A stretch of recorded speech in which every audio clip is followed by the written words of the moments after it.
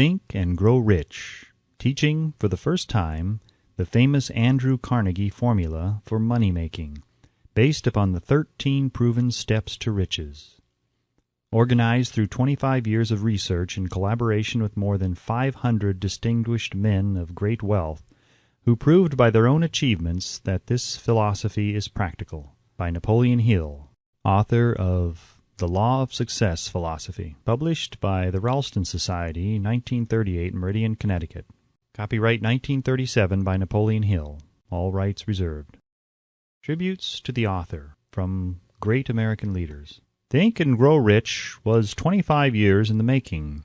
It is Napoleon Hill's newest book based upon his famous Law of Success philosophy. His work and writings have been praised by great leaders in finance, education, politics, government. Supreme Court of the United States, Washington, D.C. Dear Mr. Hill, I have now had an opportunity to finish reading your Law of Success textbooks, and I wish to express my appreciation of the splendid work you have done in the organization of this philosophy. It would be helpful if every politician in the country would assimilate and apply the 17 principles upon which your lessons are based. It contains some very fine material which every leader in every walk of life should understand. I am happy to have had the privilege of rendering you some slight measure of help in the organization of this splendid course of common-sense philosophy. Sincerely yours, Howard Taft, former President and former Chief Justice of the United States. King of the 5 and 10 cent stores. By applying many of the 17 fundamentals of the Law of Success philosophy, we have built a great chain of successful stores. I presume it would be no exaggeration of fact if I said that the Woolworth Building might properly be called a monument to the soundness of these principles. F. W. Woolworth. A great steamship magnate. I feel greatly indebted for the privilege of reading your Law of Success.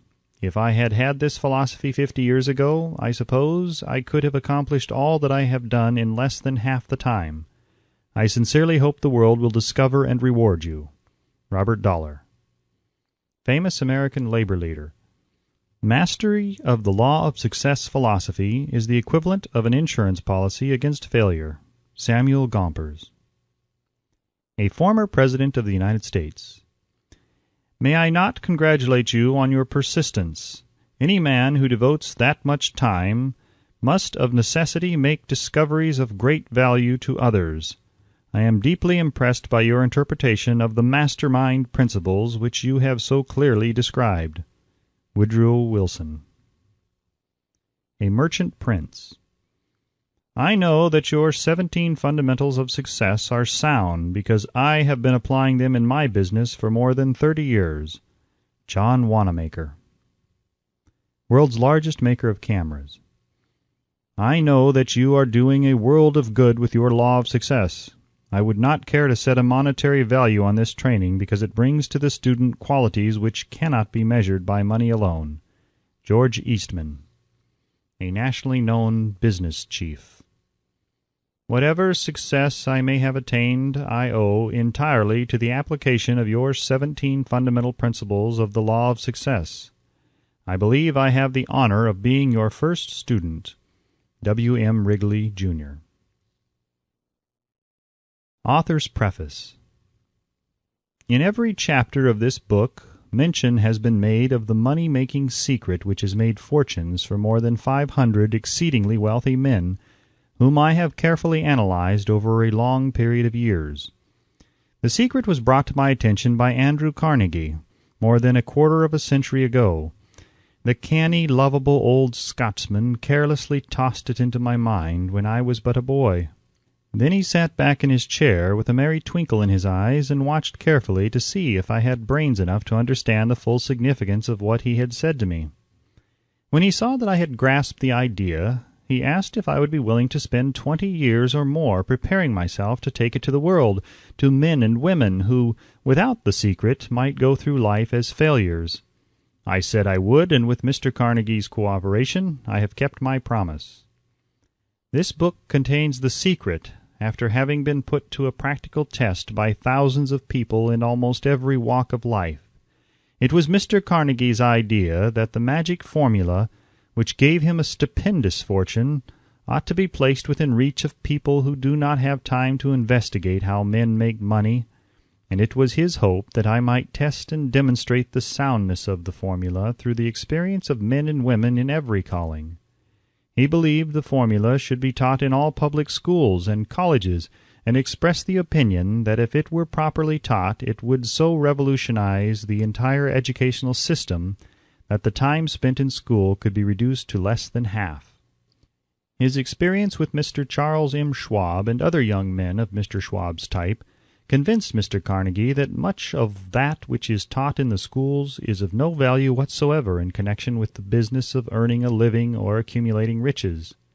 He had arrived at this decision because he had taken into his business one young man after another, many of them with but little schooling, and by coaching them in the use of this formula, developed in them rare leadership. Moreover, his coaching made fortunes for every one of them who followed his instructions. In the chapter on faith, you will read the astounding story of the organization of the giant United States Steel Corporation, as it was conceived and carried out by one of the young men through whom Mr. Carnegie proved that his formula will work for all who are ready for it. This single application of the secret, by that young man, Charles M. Schwab, made him a huge fortune in both money and opportunity. Roughly speaking, this particular application of the formula was worth $600 million. These facts, and they are facts well known to almost everyone who knew Mr. Carnegie, give you a fair idea of what the reading of this book may bring to you, provided you know what it is that you want. Even before it has undergone 20 years of practical testing, the secret was passed on to more than 100,000 men and women who have used it for their personal benefit, as Mr. Carnegie planned that they should. Some have made fortunes with it. Others have used it successfully in creating harmony in their homes. A clergyman used it so effectively that it brought him an income of upwards of $75,000 a year. Arthur Nash, a Cincinnati tailor, used his near-bankrupt business as a guinea pig on which to test the formula. The business came to life and made a fortune for its owners. It is still thriving, although Mr. Nash has gone. The experiment was so unique that newspapers and magazines gave it more than $1 million worth of laudatory publicity. The secret was passed on to Stewart Austin Weir of Dallas, Texas. He was ready for it, so ready that he gave up his profession and studied law.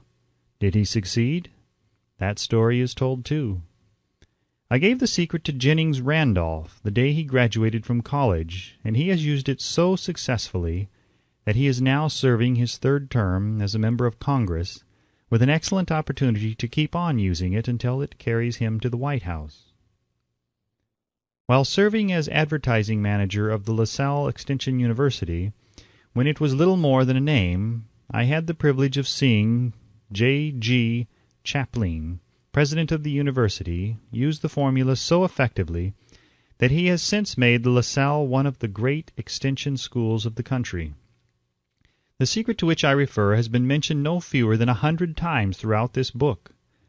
It has not been directly named, for it seems to work more successfully when it is merely uncovered and left in sight, where those who are ready and searching for it may pick it up. That is why Mr. Carnegie tossed it to me so quietly without giving me its specific name. If you are ready to put it to use, you will recognize this secret at least once in every chapter.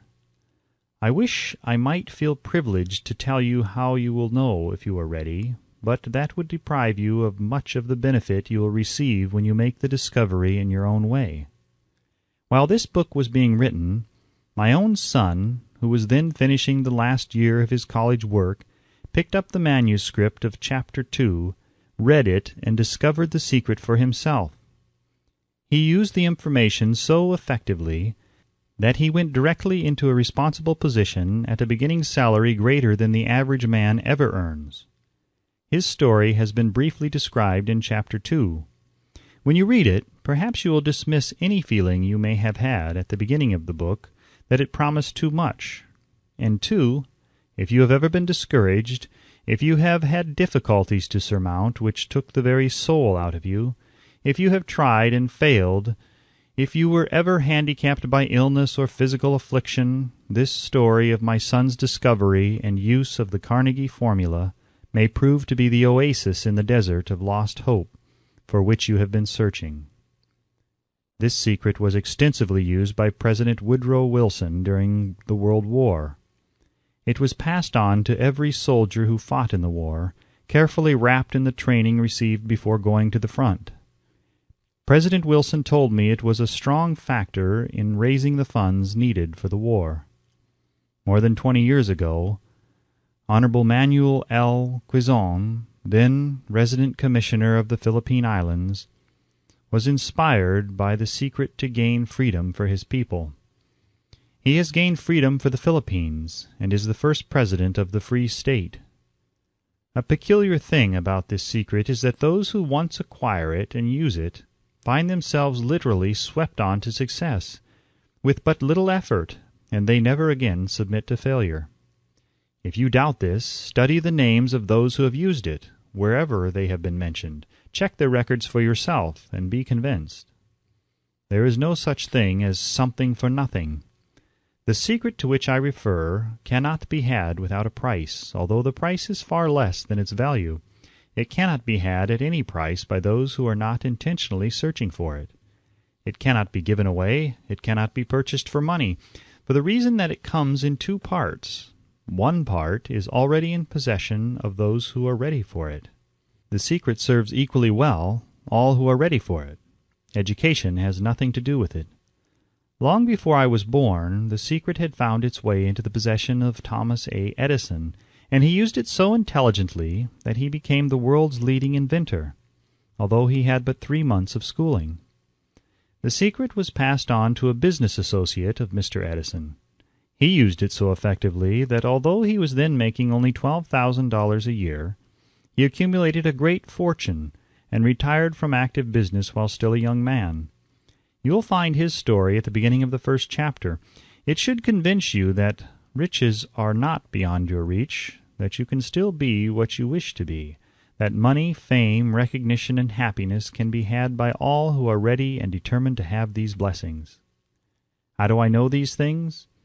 You should have the answer before you finish this book. You may find it in the very first chapter or on the last page. While I was performing the 20-year task of research which I had undertaken at Mr. Carnegie's request, I analyzed hundreds of well-known men, many of whom admitted that they had accumulated their vast fortunes through the aid of the Carnegie secret. Among these men were Henry Ford, William Wrigley, Jr., John Wanamaker, James J. Hill, George S. Parker, E.M. Statler, Henry L. Doherty, Cyrus K. Curtis, George Eastman, Theodore Roosevelt, John W. Davis, Albert Hubbard, Wilbur Wright, William Jennings Bryan, Dr. Demitted Starr Jordan, J. Ogden Armour, Charles M. Schwab, Harris F. Williams, Dr. Frank Gonzalez, Daniel Willard, King Gillette, Ralph A. Weeks, Judge Daniel T. Wright, John D. Rockefeller, Thomas A. Edison, Frank A. Vanderlip, F. W. Woolworth, Colonel Robert A. Dollar, Edward A. Filene, Edwin C. Barnes, Arthur Brisbane, Woodrow Wilson, William Howard Taft, Luther Burbank, Edward W. Bach, Frank A. Munsey, Albert H. Gary, Dr. Alexander Graham Bell, John H. Patterson, Julius Rosenweld, Stuart Austin Weir, Dr. Frank Crane, George M. Alexander, J. G. Chaplin, Honorable Jennings Randolph, Arthur Nash, Clarence Darrow.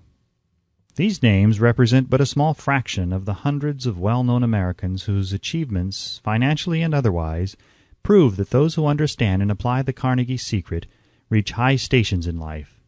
I have never known anyone who was inspired to use the secret who did not achieve noteworthy success in his chosen calling. I have never known any person to distinguish himself or to accumulate riches of any consequence without possession of the secret. From these two facts, I draw the conclusion that the secret is more important as a part of the knowledge essential for self-determination than any which one receives through what is popularly known as education. What is education, anyway? This has been answered in full detail. As far as schooling is concerned, many of these men had very little. John Wanamaker once told me that what little schooling he acquired in very much the same manner as a modern locomotive takes on water, by scooping it up as it runs. Henry Ford never reached high school, let alone college. I am not attempting to minimize the value of schooling, but I am trying to express my earnest belief that those who master and apply the secret will reach high stations, accumulate riches, and bargain with life on their own terms, even if their schooling has been meager. Somewhere, as you read, the secret to which I refer will jump from the page and stand boldly before you, if you are ready for it. When it appears, you will recognize it. Whether you receive the sign in the first or the last chapter, stop for a moment when it presents itself, and turn down a glass, for that occasion will mark the most important turning point of your life. We pass now to Chapter 1, and to the story of my very dear friend who has generously acknowledged having seen the mystic sign, and whose business achievements are evidence enough that he turned down a glass. As you read his story and the others, remember that they deal with the important problems of life such as all men experience. The problems arising from one's endeavor to earn a living, to find hope, courage, contentment, and peace of mind, to accumulate riches and to enjoy freedom of body and spirit. Remember, too, as you go through the book, that it deals with facts and not with fiction, its purpose being to convey a great universal truth through which all who are ready may learn, not only what to do, but also how to do it, and receive as well the needed stimulus to make a start. As a final word of preparation, before you begin the first chapter, may I offer one brief suggestion which may provide a clue by which the Carnegie secret may be recognized. It is this: all achievement, all earned riches have their beginning in an idea. If you are ready for the secret, you already possess one half of it. Therefore, you will readily recognize the other half the moment it reaches your mind. The Author. Chapter 1. Introduction. The Man Who Thought His Way into Partnership with Thomas A. Edison. Truly, thoughts are things, and powerful things at that, when they are mixed with definiteness of purpose, persistence, and a burning desire for their translation into riches or other material objects. A little more than 30 years ago, Edwin C. Barnes discovered how true it is that men really do think and grow rich. His discovery did not come about at one sitting. It came little by little, beginning with a burning desire to become a business associate of the great Edison. One of the chief characteristics of Barnes' desire was that it was definite. He wanted to work with Edison, not for him. Observe carefully the description of how he went about translating his desire into reality, and you will have a better understanding of the 13 principles which lead to riches. When this desire, or impulse of thought, first flashed into his mind, he was in no position to act upon it. Two difficulties stood in his way. He did not know Mr. Edison, and he did not have enough money to pay his railroad fare to Orange, New Jersey. These difficulties were sufficient to have discouraged the majority of men from making any attempt to carry out the desire. But this was no ordinary desire. He was so determined to find a way to carry out his desire that he finally decided to travel by blind baggage rather than be defeated. To the uninitiated, this means that he went to East Orange on a freight train. He presented himself at Mr. Edison's laboratory and announced he had come to go into business with the inventor.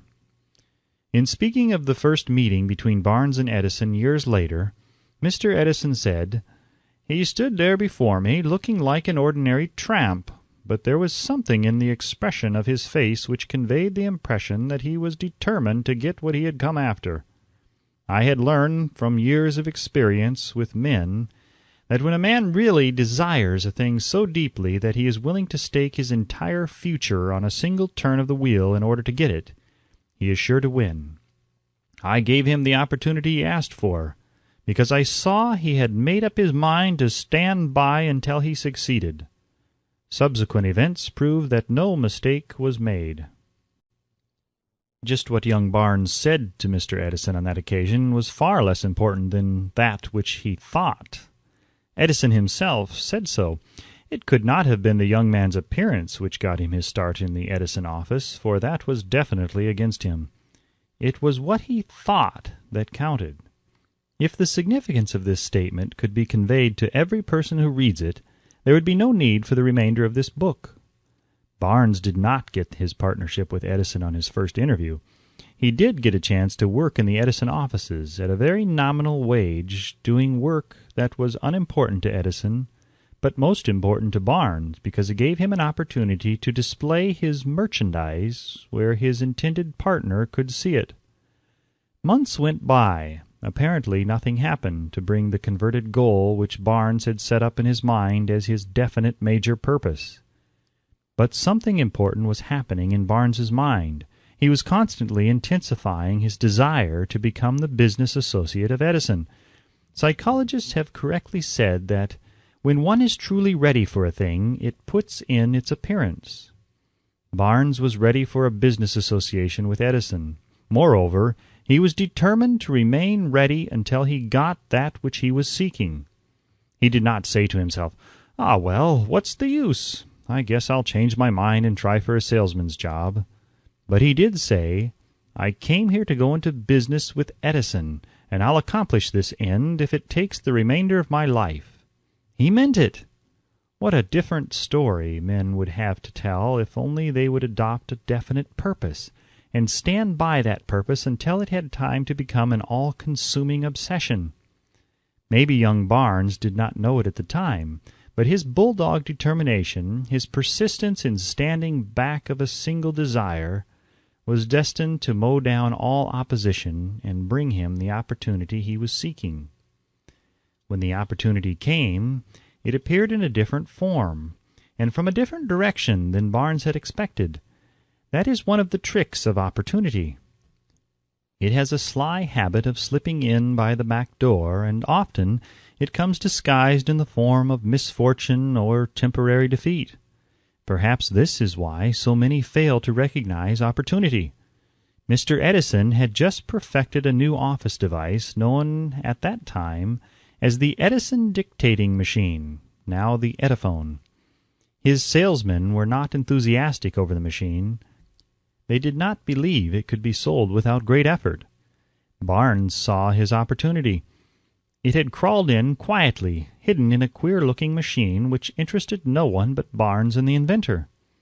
Barnes knew he could sell the Edison dictating machine. He suggested this to Edison, and promptly got his chance. He did sell the machine. In fact, he sold it so successfully that Edison gave him a contract to distribute and market it all over the nation. Out of that business association grew the slogan, "Made by Edison and installed by Barnes." The business alliance has been in operation for more than 30 years. Out of it, Barnes has made himself rich in money, but he has done something infinitely greater. He has proved that one really may think and grow rich. How much actual cash that original desire of Barnes has been worth to him, I have no way of knowing. Perhaps it has brought him $2 or $3 million, but the amount, whatever it is, becomes insignificant when compared with the greater asset he acquired in the form of definite knowledge that an intangible impulse of thought can be transmuted into its physical counterpart by the application of known principles. Barnes literally thought himself into a partnership with the great Edison. He thought himself into a fortune. He had nothing to start with except the capacity to know what he wanted and the determination to stand by that desire until he realized it. He had no money to begin with. He had but little education. He had no influence, but he did have initiative, faith, and the will to win. With these intangible forces, he made himself #1 man with the greatest inventor who ever lived. Now let us look at a different situation and study a man who had plenty of tangible evidence of riches, but lost it because he stopped 3 feet short of the goal he was seeking. 3 feet from gold. One of the most common causes of failure is the habit of quitting when one is overtaken by temporary defeat. Every person is guilty of this mistake at one time or another. An uncle of R.U. Darby was caught by the gold fever in the gold rush days and went west to dig and grow rich. He had never heard that more gold has been mined from the brains of men than has ever been taken from the earth. He staked a claim and went to work with pick and shovel. The going was hard, but his lust for gold was definite. After weeks of labor, he was rewarded by the discovery of the shining ore. He needed machinery to bring the ore to the surface. Quietly, he covered up the mine, retraced his footsteps to his home in Williamsburg, Maryland, told his relatives and a few neighbors of the strike. They got together money for the needed machinery, had it shipped. The uncle and Darby went back to work the mine. The first car of ore was mined and shipped to a smelter. The returns proved they had one of the richest mines in Colorado. A few more cars of that ore would clear the debts. Then would come the big killing and profits. Down went the drills, up went the hopes of Darby and Uncle. Then something happened. The vein of gold ore disappeared. They had come to the end of the rainbow, and the pot of gold was no longer there. They drilled on, desperately trying to pick up the vein again, all to no avail. Finally, they decided to quit. They sold the machinery to a junk man for a few $100s and took the train back home. Some junk men are dumb, but not this one. He called in a mining engineer to look at the mine and do a little calculating. The engineer advised that the project had failed because the owners were not familiar with fault lines. His calculations showed that the vein would be found just 3 feet from where the Darbys had stopped drilling. That is exactly where it was found. The junk man took millions of dollars in ore from the mine because he knew enough to seek expert counsel before giving up. Most of the money which went into the machinery was procured through the efforts of R.U. Darby, who was then a very young man. The money came from his relatives and neighbors because of their faith in him. He paid back every dollar of it, although he was years in doing so. Long afterward, Mr. Darby recouped his loss many times over when he made the discovery that desire can be transmuted into gold. The discovery came after he went into the business of selling life insurance. Remembering that he had lost a huge fortune because he stopped 3 feet from gold, Darby profited by the experience in his chosen work by the simple method of saying to himself, "I stopped 3 feet from gold, but I will never stop because men say no when I ask them to buy insurance." Darby is one of a small group of fewer than 50 men who sell more than $1 million in life insurance annually. He owes his stickability to the lesson he learned from his quitability in the gold mining business. Before success comes in any man's life, he is sure to meet with much temporary defeat, and perhaps some failure. When defeat overtakes a man, the easiest and most logical thing to do is to quit. That is exactly what the majority of men do. More than 500 of the most successful men this country has ever known told the author their greatest success came just one step beyond the point at which defeat had overtaken them. Failure is a trickster with a keen sense of irony and cunning. It takes great delight in tripping one when success is almost within reach. A 50-cent lesson in persistence. Shortly after Mr. Darby received his degree from the University of Hard Knocks and had decided to profit by his experience in the gold mining business, he had the good fortune to be present on an occasion that proved to him that no does not necessarily mean no. One afternoon he was helping his uncle grind wheat in an old-fashioned mill. The uncle operated a large farm on which a number of colored sharecrop farmers lived. Quietly the door was opened and a small colored child, the doctor of a tenant, walked in and took her place near the door. The uncle looked up, saw the child, and barked at her roughly. "What do you want?" Meekly the child replied, "My mammy say send her 50 cents. "I'll not do it," the uncle retorted. "Now run on home." "Yassa," the child replied, but she did not move. The uncle went ahead with his work, so busily engaged that he did not pay enough attention to the child to observe that she did not leave. When he looked up and saw her still standing there, he yelled at her, "I told you to go on home. Now go or I'll take a switch to you."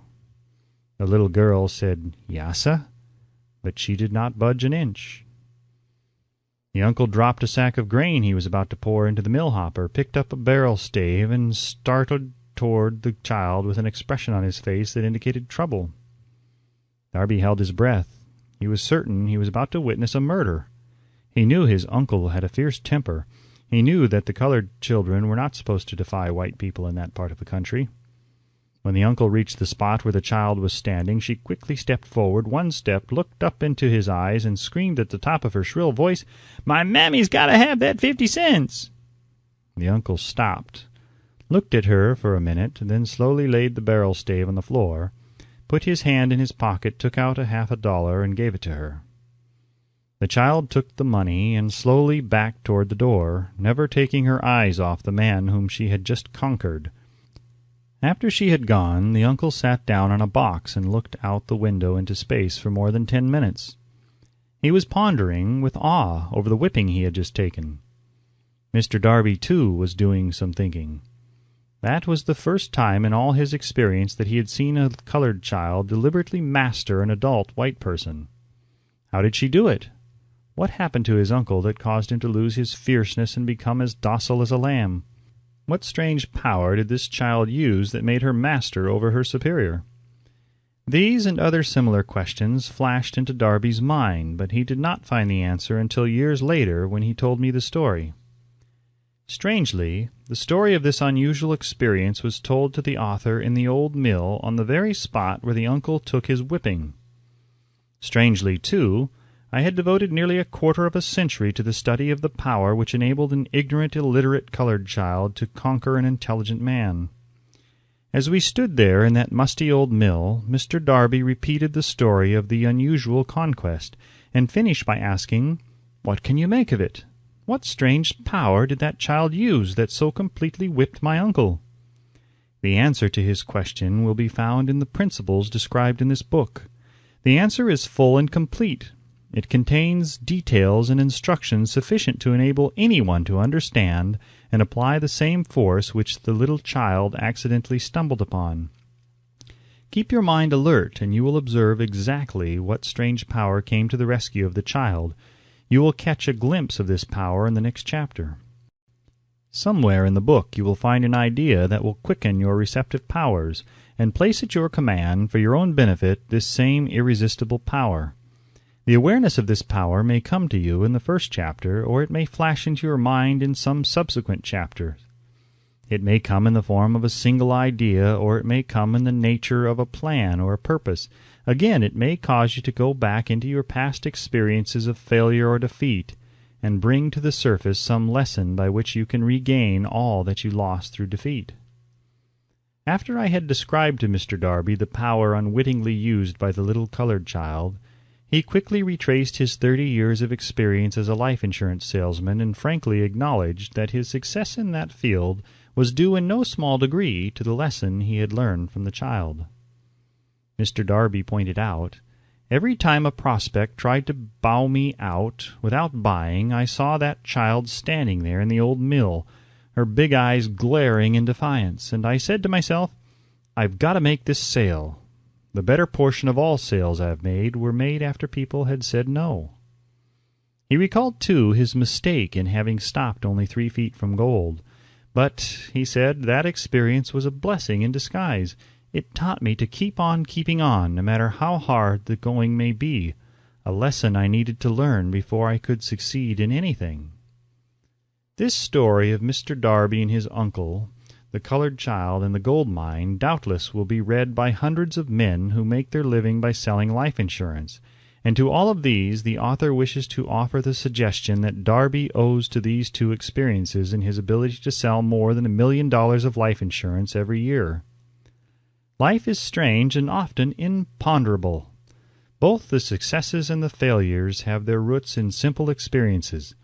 Mr. Darby's experiences were commonplace and simple enough, yet they held the answer to his destiny in life. Therefore, they were as important to him as life itself. He profited by these 2 dramatic experiences because he analyzed them and found the lesson they taught.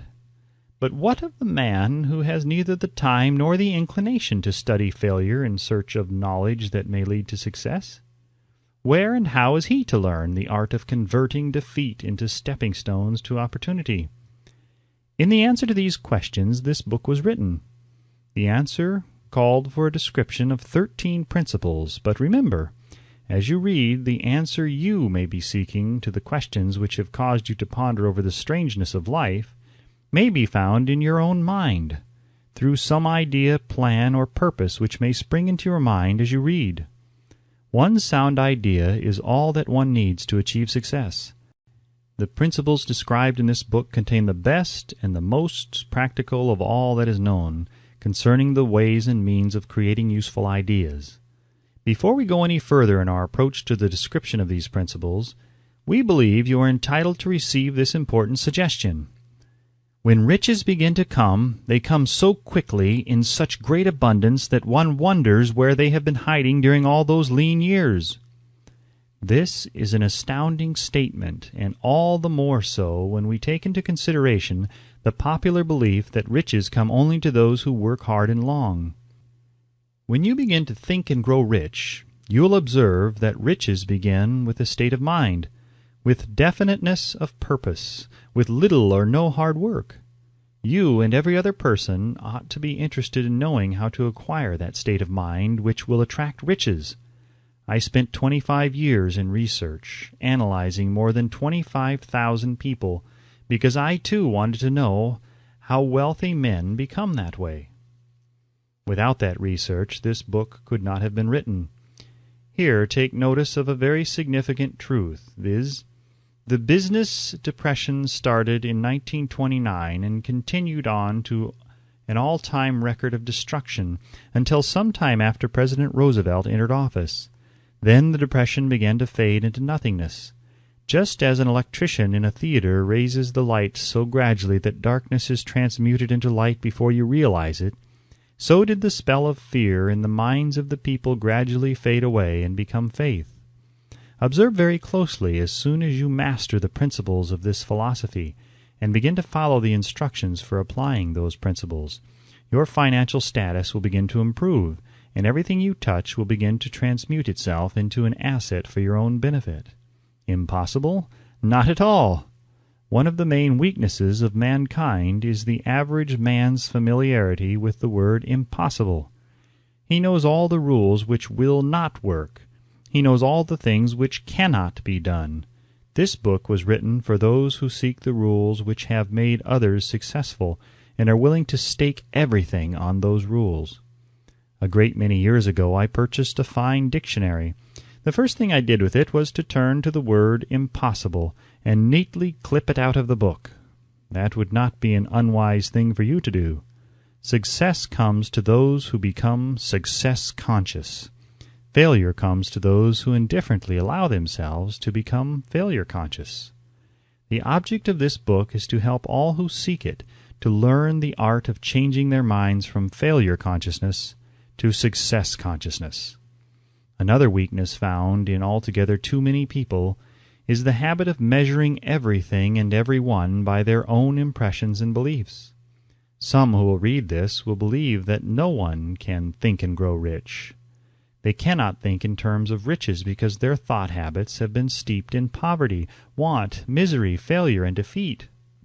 These unfortunate people remind me of the prominent Chinese who came to America to be educated in American ways. He attended the University of Chicago. One day, President Harper met this young Oriental on the campus, stopped to chat with him for a few minutes, and asked what had impressed him as being the most noticeable characteristic of the American people. "Why," the Chinaman exclaimed, "the queer slant of your eyes. Your eyes are off slant." What do we say about the Chinese? We refuse to believe that which we do not understand. We foolishly believe that our own limitations are the proper measurement of limitations. Sure, the other fellow's eyes are off slant because they are not the same as our own. Millions of people look at the achievements of Henry Ford after he has arrived and envy him because of his good fortune or luck or genius or whatever it is that they credit for Ford's fortune. Perhaps one person in every 100,000 knows the secret of Ford's success, and those who do know are too modest or too reluctant to speak of it because of its simplicity. A single transaction will illustrate the secret perfectly. A few years back, Ford decided to produce his now famous V8 motor. He chose to build an engine with the entire 8 cylinders cast in one block, and instructed his engineers to produce a design for the engine. The design was placed on paper, but the engineers agreed to a man that it was simply impossible to cast an 8-cylinder gas engine block in one piece. Ford said, "Produce it anyway." "But," they replied, "it's impossible." "Go ahead," Ford commanded, "and stay on the job until you succeed, no matter how much time is required." The engineers went ahead. There was nothing else for them to do if they were to remain on the Ford staff. 6 months went by, nothing happened. Another 6 months passed, and still nothing happened. The engineers tried every conceivable plan to carry out the orders, but the thing seemed out of the question. Impossible! At the end of the year, Ford checked with his engineers, and again they informed him that they had found no way to carry out his orders. "Go right ahead," said Ford. "I want it, and I'll have it." They went ahead, and then, as if by a stroke of magic, the secret was discovered. The Ford determination had won once more. This story may not be described with minute accuracy, but the sum and substance of it is correct. Deduce from it, you who wish to think and grow rich, the secret of the Ford millions, if you can. You will not have to look very far. Henry Ford is a success because he understands and applies the principles of success. One of these is desire, knowing what one wants. Remember this Ford story as you read, and pick out the lines in which the secret of his stupendous achievement has been described. If you can do this, if you can lay your finger on the particular group of principles which made Henry Ford rich, you can equal his achievements in almost any calling for which you are suited.